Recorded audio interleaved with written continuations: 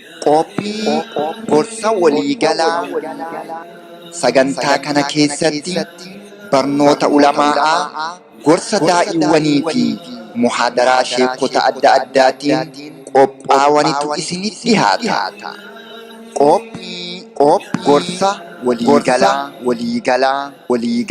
Yaa kanneen jaalattan waan inni muudeemu fuula keetii fi rabbii kee qunnamu. Ni'maa jannataa haana gayaan dandamu dachii samii keessatti akkaan jaalatamu. Hojii tee keessatti barakaan kaayamu yoo ni fi jaalattee waan hin ammaymu osoo nama miineen gali kara qabrii imaana nu guute sabriin nu jaaree arjummaan kee handumu rabbi nu gargaare imaana nu guute sabriin nu jaaree. Bismillahirrahmanirrahim. الحمد لله رب العالمين وبه نستعين على أمور الدنيا والدين وصلى اللهم على نبينا محمد وعلى آله وأصحابه أجمعين أما بعد إن شاء الله بلوان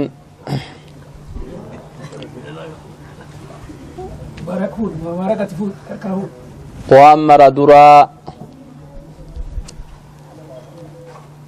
فارو رب العالمين فاجيتو كغويا ور ربتين أمنه أوما رب العالمين أوم نبي ربين إرجع قبرتشكي يجدين guyyaa warri kaafirtoota isaanii ilma rabbii kennaa yookaan inni rabbi jedhaniini ayyaaneffatan sani tuuta san rabbiin nu godhuu baate rabbiin tuuta muslimtoota nu godhee masjida isaa keessatti ka walitti nu qabe faaruun rabbiif haa jiraattu obbolowan. Eega sanii lammanni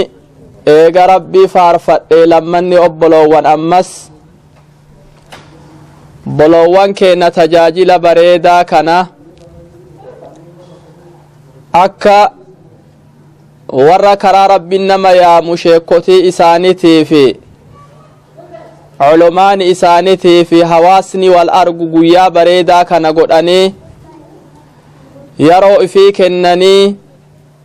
tartiiba bareedaa kana godhanii tattaafatan sani galanni isaaniif haa ta'u jedha lammaffarratti. Sadaffaa isin hawaasni ammallee lallaba masjidarraa isin ga'e koottaa karaa rabbitti wal yaamna masjida rabbii keessatti walitti qabamna quraana rabbal aalamiinaa dhageeffanna hadiisa rasuulaa dhageeffanna jedhanii yaamsa masjidarraa isin yaaman owwaattanii hawaasni akkana baatanii dhufuufi akkuma mana isaa kana keessa guuttan kanatti rabbiin jannata keessatti walitti isin haa qabu obboloowwan islaamati. Duuba eega waa kana sadeeniti wanni har'a xiqqollee taatu isiniif ruuhii tiyyal'eef bakka tanatti xiqqoo walii himuuf as jiru har'a waa'ee hijaaba waan jedhamuuti. Hijaaba waan jedhamu kanarra walii haasa'uuf henna. Warri fuuldura kiyya jiru kun tokkonuugaa yoo warri keessan as isin wajji jiraate maashaa Allahu yoo haati teessan ijoollee tana wajji jiraatte maashaa Allahu yoo akkasuma obboleettiin teessaniif adaada fi haboon teessan as jiraatte waan kayrii takka yoo dhabamanillee isin dhaamsa ardha asitti dubbatamee manatti inni galtan jechuu abdii irraa qaba. Manatti inni galtanii dhaamsa kana walii dabarsitan jechuu abdiin gama keessanii fi gama rabbii guddallee jirti. duuba obboloowwan osoo waa'ee hijaabarraa yoo waa sadii gaggabaabsee dubbadha jedhee niyyadhee dhufe hijaaba jechuun maal inni dirqama moo sunna yoo dirqama tahe namni dirqama san dhiise dilii akkamtu isa eeggata waa sadii kanarraa qophaa'ee gabaabatti yeroo gabaabaa kana keessatti hanga diqqaa tokko keessatti walii xumurra jedhee abdii saniini as dhufe insha Allah rabbiin nu haa laaffisuuti osoo waa'ee hijaabatti hin seenne isin warra dubartootallee isin warra dhiirallee ni'imaa uffataa diqqo isinitti himuu fedhe hijaabni dubartii laalchisaa dubartiin dura aansa lafa tanallee waa dubbatanii dubartii dura aansan jechuu jala deeminaan hin jedhina dubartii duraa jechaa saniif himit ammoo waa'een hijaabaa osoo nama mara laalchisu dubartii laalchisa osoo waa'ee hijaabat hin seenne waa tokko dubartii islaamatii dubbatuu fedha dhiiralleef dubbatuu fedha obbolowan أخرج إمام البخاري بسنده إلى أسماء بنت أبي بكر رضي الله عنها وأرضاها قالت صنعت سفرة لرسول الله صلى الله عليه وسلم في بيت أبي بكر لما أراد الخروج إلى المدينة فلم أجد لسفرته ولا لسقائه ما أربط بهما إلى آخر الحديث حديثتك أسماء انت لأبا بكري جدامت مجيو أبا بكري عائشة بيهنا وبليتي عائشة أسماء تجد أنت إسر قدو تجرى أسماء انت لأبا بكري أسماء انت لأبا بكري هذا عبد الله إلما الزبيري إلما عوام أسماء تنا وانجت أسماء أنتني صنعت لرسول الله صلى الله عليه وسلم سفرة حين أرى في بيت أبي بكر حين أراد الخروج إلى المدينة سنكي رسول ربي تفدل جد من أباك يا من أبا بكري كيس سنكي رسول دلق جدته يرو رسولك إن ربين أججي مكة كيسا قداني غند مكة كان الديني أوفتون دنديسو أرمي قريشا كفيرا كان كيتي كن ديني فرطا أمتي عباداتك دعواتك أسكيسا قلون دنديسو أمتك رسدي تيتي باهي جيتشا ربي برايو اتلوفته دوب رسولك إن صلوات ربي وسلامه عليه ساهمني إساء جبان هنگا الدنيا الرجلان هنگا أولا مني قبري كيس جيران هنگا آكرا غلانيت ساهمني جباني أبا بكريتي دوبا أبا بكريتي مجد أم بيتا أبا بكري هجرا بهنان جد أمي ربنا بيسي سجدين أنه رسول سن الرافة isin wajji jiramoo akkam qofaatiyya makkaa keessa tafaa jennaan lakki sirrii wanni tuni atilleen nu wajji baataa jedhee nabi muhammad salawaatu rabbii wasalaamuhu alayhi yeroo kana mucayyoon abbaa bakrii tuni asmaa'a intal abbaa bakrii ka jedhan sinqii dalayde akka rasuula fi abbaan bakrii lafa amna guyyaa 9 deemsiftu deemuuf deeman makkaaf madiinaa iddu amna taphaati miti dachii ammallee dheebisaa san kees dachii aduu qabdu san kees dhokaanan ammallee bahanii deemuun isaanii waan jabduu takka rifaatuu jirtu wajji bahuu waan jabdu duuba sinqii rasuula fi abbaa bakriitiif dalage jed yoo sinqii godheefi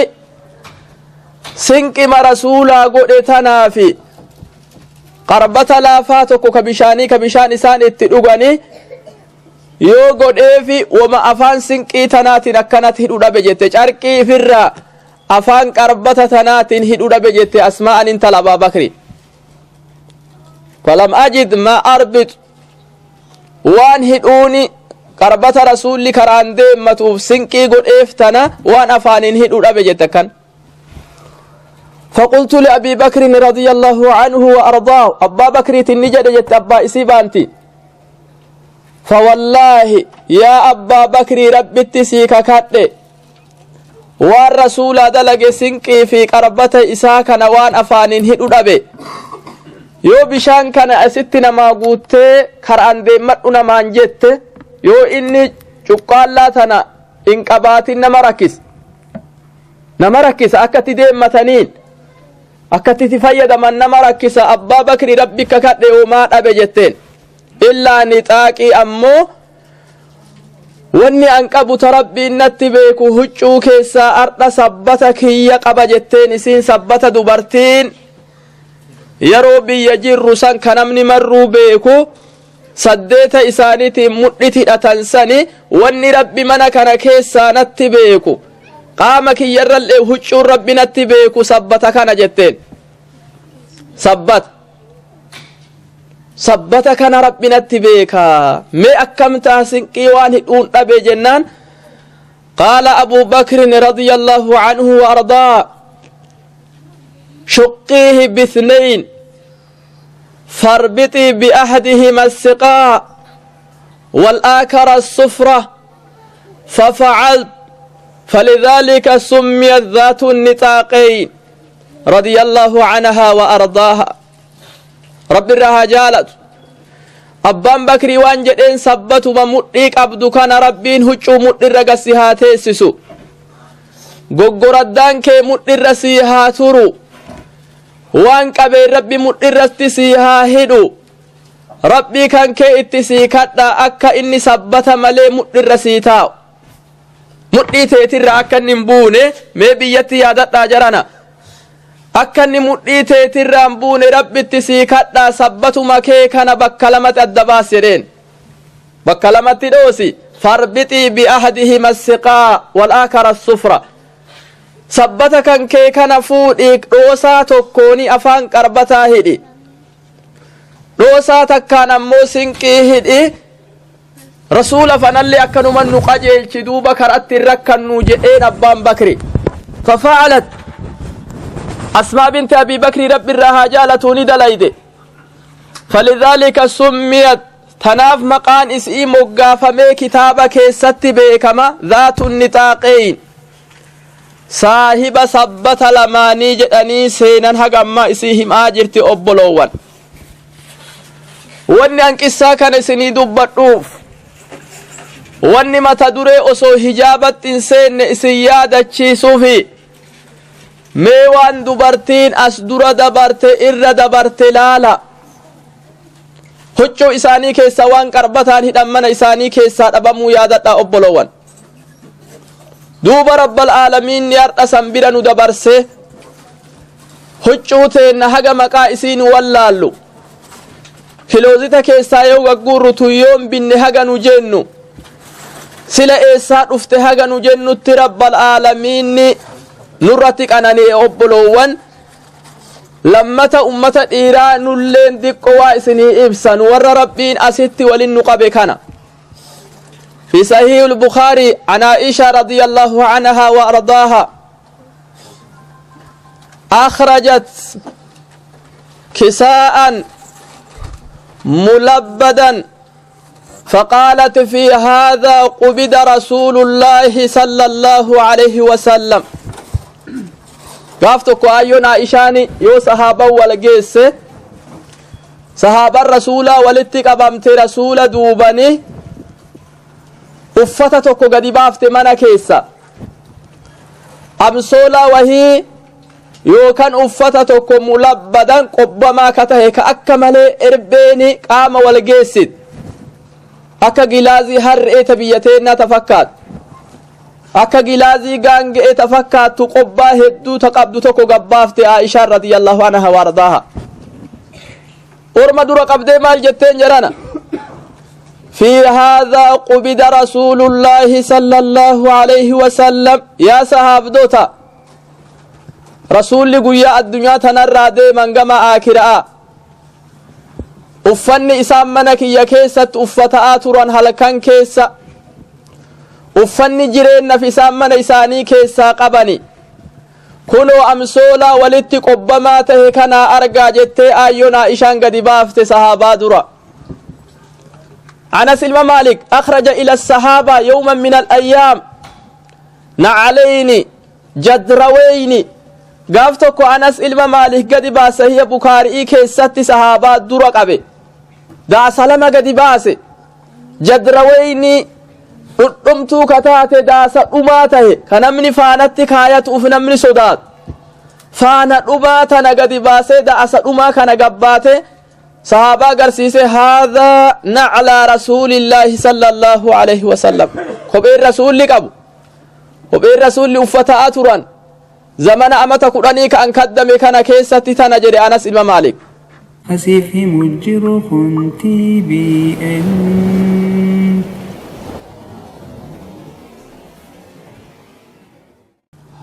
دوبا قصة لمان كان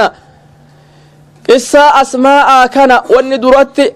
وبلو ولي هاس أفنيفي دبرتين كنكا سوجين ركولا الوان سنكي رسولتين هدان كربتان هدان أبماني سبت فيتين هدان سنكيستي hanga qabaniin huccuu qabaniin rabbi sodaataa turani haga qaban saniini yaa banii aadama qad anzalnaa calaykum libaasan yuwaarii saw'aatikum wariisha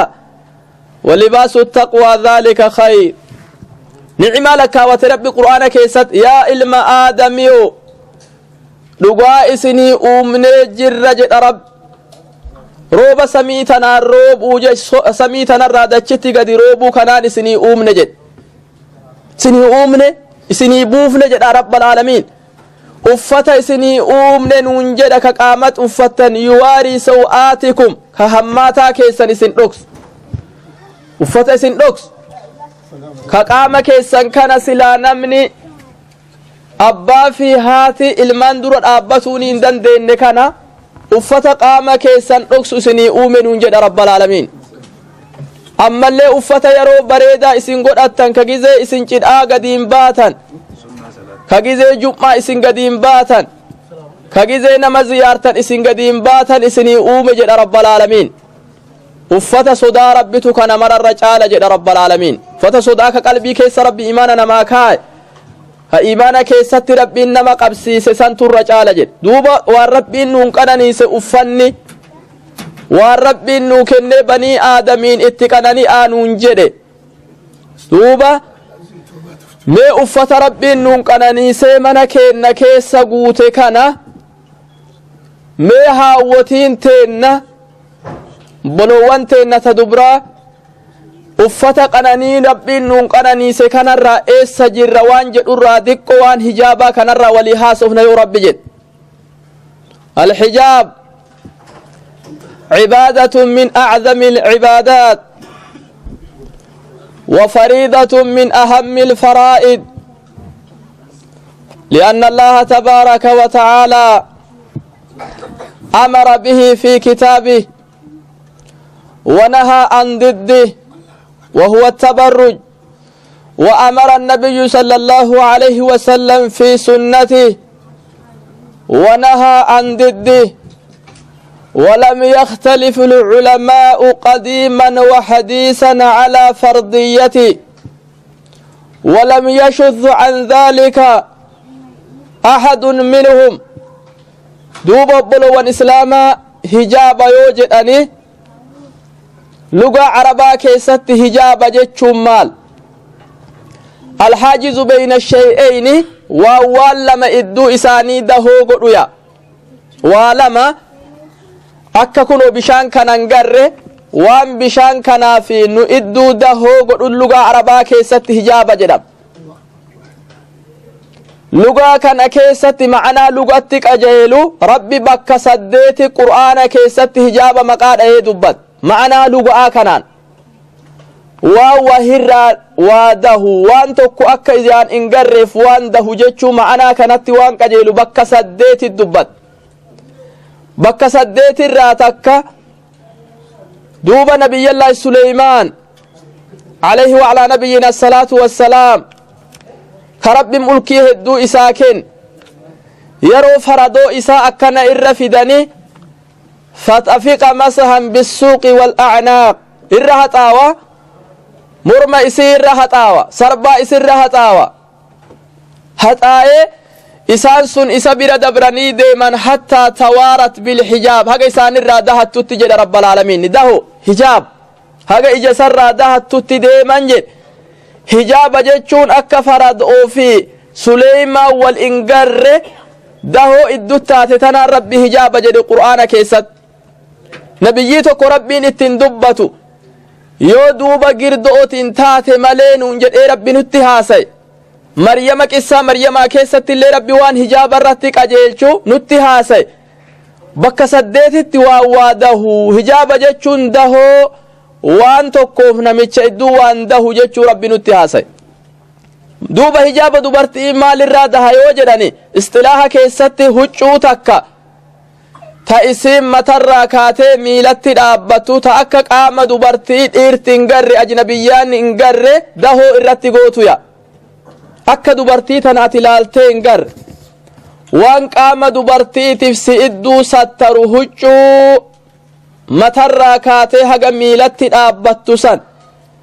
akkaataa silaa namni fahametti hodhatu hodhaa isii ammoo huccuu matarraa kaatee miilatti quba miilatti gadhaabatu quba miilaa bira gattartee dachirra shorroffattu sani santu hijaaba jedhama duuba hijaabni kuni maaliin uffatuun isaa kun maal isii maaltu itti ajaje alhijaabu cibaadatun min acdami alcibaadaat عبادة والربين قبرن الراتك إر قدون تدبرتي إسلام ربين أججت دبرسينا قبرا جدين قدان چمان توكو كإر قدا حجاب وفريدة من أهم الفرائد دركم ربين دبرتو تركا إر توكو كإر قدا كألفن إساوان جبا كسوام إساوان جبا قدان توكو حجاب حجاب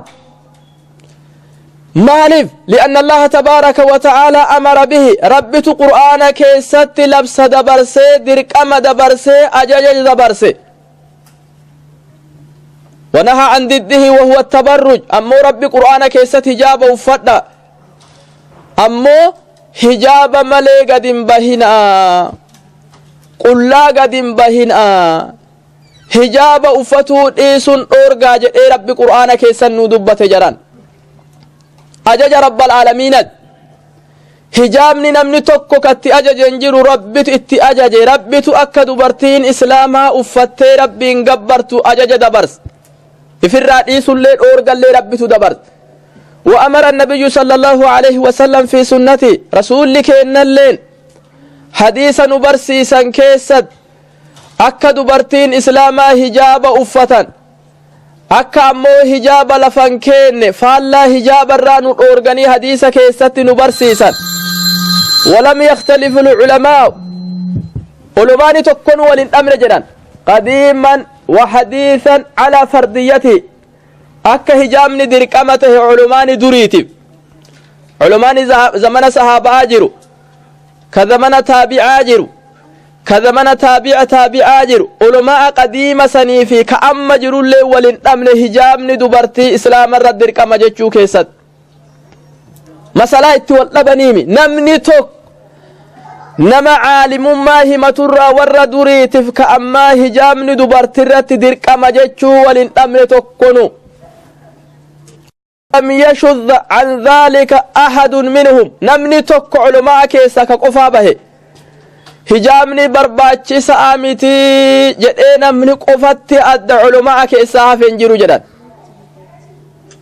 duuba فتخصيص هذه العبادات وان دق بكتنا دفجر امو عبادة الحجاب عبادة حجاباتنا اسيتنا خصصوا فأتوا جرقرين علماء بعصر دون عصر يحتاج إلى دليل قري علماء قري ور علمين اتدقوا علماء كيسا أكي جلاني حجابني درقمني قافني إني ته زمن رسولا سنجدان زمن رسولا أفتو الدرقمة ته ملئ زمن أما كان كيست أفتون درقما مي ورجد تجرى ور أكس يدسو يحتاج إلى دليل رقا إساني بربادا رقا مالي رقا إساني بربادني ور أكس يدسني فرقان توكو قرآن فديسة كيسا ليني دبا مجدان هاسو ممالي جتشوتو ممالي namni dirqamni hijaaba zamanuma rasuulaa qofa jedhe tokkonuu ragaan gayaa tahe ni dhabame obboloowwan islaamaa duuba wanni bakka tana jiru osoo hijaaba keessatti obboloowwan islaamaa hijaaba silaa rabbiin dubbate kana keessatti ولوم لم يكن الحجاب مأمورا في الكتاب والسنة ولم يرد في محاسنه أي دليل لكان من المكارم والفضائل التي تمده المرأة بالتزامها والمحافظة عليها ميت قرآن أجها كينو ميت حديثا اللي أجمها كينو وسو قرآن هجاب دبتو باتي قرآن نمانو وسو نبي محمد اللين هجابا دبتو باتي حديث نمانو osoo ragaan tokkonuu aqliin takkanuu hijaabni waan gaarii tajettu dhufuu baatte hijaabnummaanuu waan gaarii wanni jedhee shari'aan akeeksanuu gootu osoo dhufuu baate لكان من المكارم والفضائل التي تمده المرأة بالتزامها والمحافظة عليها أكنمتو يومك آدف سلا أفة نوتاته مي آدتو دبرتين قام يسيد إيرا الراس الترتون dubartiin rifeensa isii dhiirarraa sattaratuun dubartiin morma isii dhiirarraa sattaratuun dubartiin qaama isii waliigalatti aadattu akkanas sattaratuuni waan dubartiin takka ittiin kamajamtee ittiin faarfamtu jedhan osoo kitaabnuu dubbatuu baate osoo qur'aana keessayyuu jiraachuu baatte osoo wanni takka ragaan hijaabni kun gaarii wanni nuun jedhu dhagayuu baanne aadattuu yoo gaddeebine intala qaama isii sattarattee deemtuuf intala rifeensa ala keettee deemtu akka tokko namni ilaalanii jedhan mee intalti takka rifeensa geesseniini lafaan geessee ta deemtuuf ifirraa facaaftee takka akkuma aadaatti waa uffattee deemtu akka tokkotti ilaalu qalbiin fayyaa qabdu qalbiin dhugaan dhukkuba tokkollee hin qabne jara tana lamaan akka tokkotti ilaalu ta uffattu ta sattarattu sani ta hayaa adiqqo namarraa gootu sani namni qalbiin namaa itti hawwiti san irra faarsit fakkeeyfa ammoo akkam aadattuu hijaabni hagana jaba inumaa mee haalli hijaabaa akkam taha وقد ثبتت فرضيته بالكتاب والسنة والإجماع أكا هجامني درقمتي أكا هجامني دبرتي إسلاما برباچس akka hijaaba kana yeroo tokko lafa kaayuun in jirre qur'aana keessa jirti hadiisa rasuulaa keessa jirti culumaa zamana duriitiif ka ammat itti waliigalee bakka takka afaan tokkoon dirqama jedhanii nu addeessan obboloowwan isa aadatti kamajaa qabu kana qur'aanaaf hadiifni itti dabalame mee hijaabni ragaan isaa akka inni dirqama tahe beekuu fedha mee gama rabbiiti akka hijaabni dirqama tahe dubartii islaamaa takkarratti ragaan irratti nu qajeelchitu aayaata takkaami aayaata lamaami aayaata sadihiimi aayaata afuriimi aayaatowwan tanaa olitti rabbi haasayee qur'aana keessatti hijaabni dirqamaa jedhee haasaye faqaala tabaaraka wa ta'aalaa يا أيها النبي قل لأزواجك وبناتك ونساء المؤمنين يدنين عليهن من جلابيبهن ذلك أدنى أن يعرفن فلا يؤذين وكان الله غفورا رحيما.